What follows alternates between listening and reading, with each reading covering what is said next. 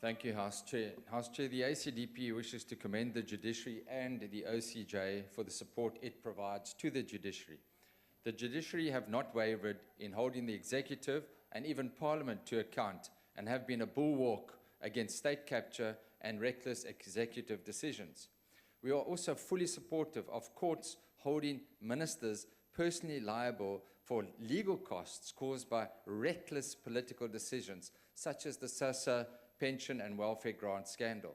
The question is, why should ministers be able to take reckless decisions and then, when they are hauled to court to account and lose those court cases, not held personally liable for the legal costs incurred? Why should the taxpayer bear those legal costs?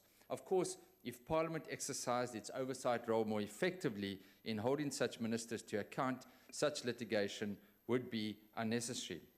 Now, the ACDP has expressed its concerns in the past that the OCJ is underfunded, and we welcome the additional funding that has now been granted to ensure that the Mpumalanga High Court is able to operate with an additional 115 million reprioritised from the department over the medium term.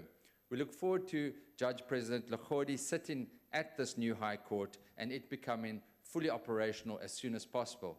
However, we are also aware of other financial constraints facing the NPA and Legal Aid South Africa that may result in further delays in this High Court being able to function optimally.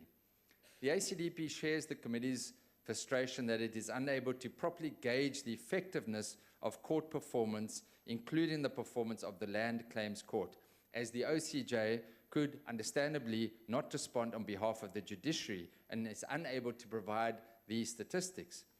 We as Parliament are expected to appropriate funds and we need to access this information, and therefore we welcome the steps, and we've often said from the ACDP that we need to meet with the Chief Justice and heads of court on a continual basis or annually to discuss court performance and other matters of mutual interest.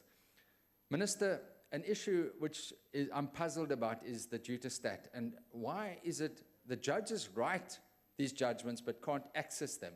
Surely there should be an arrangement with judicial, contractual arrangement, that at the very least the judges are able to access that judicial and obtain those judgments. Without it, they need the tools to do the job, and we should look at some copyright as to those judgments and how is it that that arrangement was obtained, that judicial has almost a monopoly over those judgments. We can understand for the broader practice and broader profession, but surely judges should be able to access their own judgments.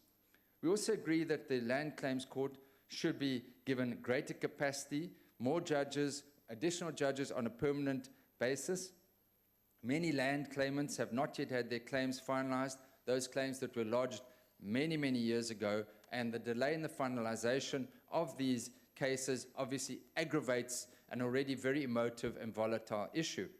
We as the ACDP also recommended in this regard that the committee make use of provisions of Section 10 of the Money Bills Amendment Act to approach the Appropriations Committee to shift funds from the rural development allocation for legal representation to Legal Aid South Africa. Chairperson of the Portfolio Committee, we'd like some feedback and ongoing as to what progress was being made. Whilst the Minister is raising that on a political level, we pass the budget and we can approach the Appropriations Committee for a shift in those funds.